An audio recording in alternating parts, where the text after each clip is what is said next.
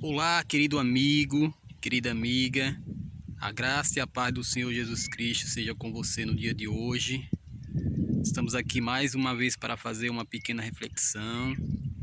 É uma paisagem um pouco diferente, tá vendo aí na imagem do vídeo, um pouco diferente do que eu tenho gravado de ultimamente.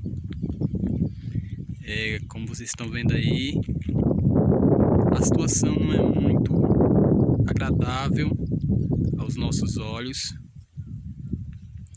Estamos passando por um início de seca, né? Estamos na primavera, mas aqui no nosso semiárido já começa o verão.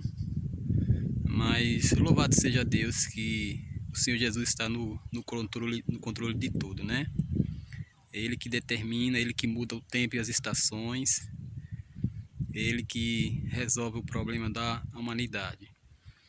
E não se preocupe se tiver algum barulho do vento, está um pouco ventando, mas vamos ao que mais nos interessa, né? Que é a palavra de Deus. E o texto para a nossa reflexão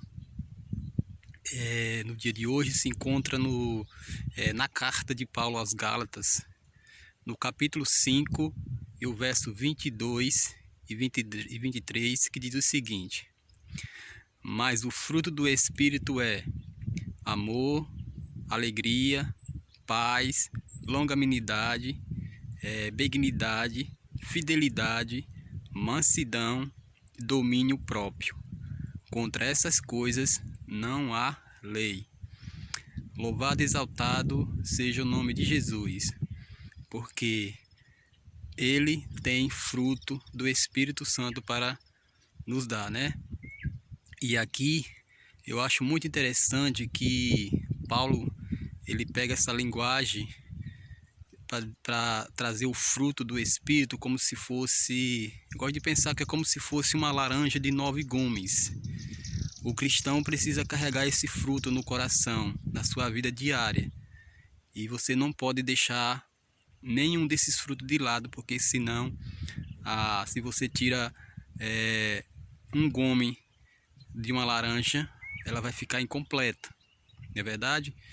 Mas o que eu acho muito interessante é que Paulo ele usa a palavra fruto, né? Ou seja, através do amor é que procede todos os frutos na vida do cristão, né?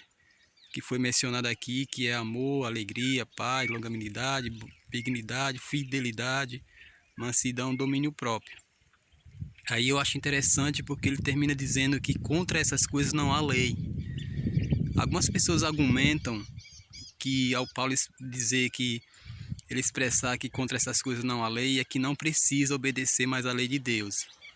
Mas isso é uma grande mentira e um grande engano. Porque se você for olhar o contexto, Paulo ele vai fazer uma distinção entre as obras da carne, que leva à destruição, à perdição, e aí ele vai trazer a obra do Espírito, né?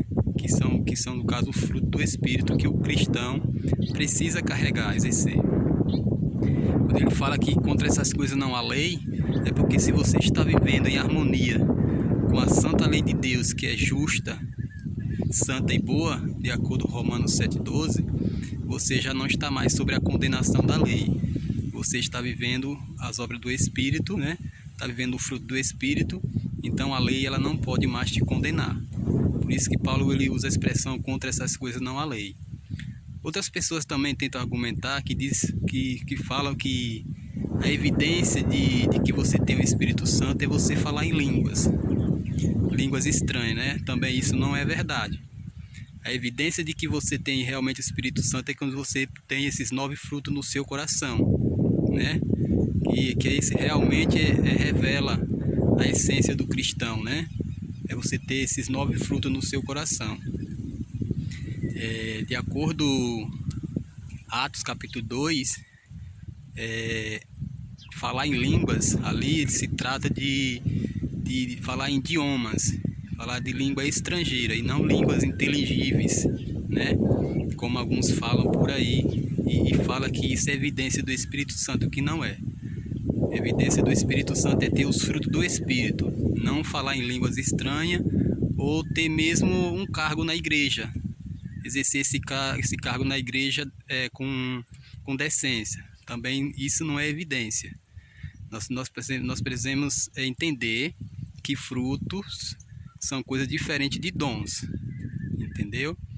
Então, que o Senhor Jesus possa nos abençoar, possa nos capacitar e buscar todos os dias o fruto do Espírito, para que a imagem de Cristo seja revelada em nós através dos frutos do Espírito. Que o Senhor te abençoe e te guarde, o Senhor faça resplandecer o seu rosto sobre ti e tenha misericórdia de ti. Que o Senhor sobre ti levante o seu rosto e te dê a paz.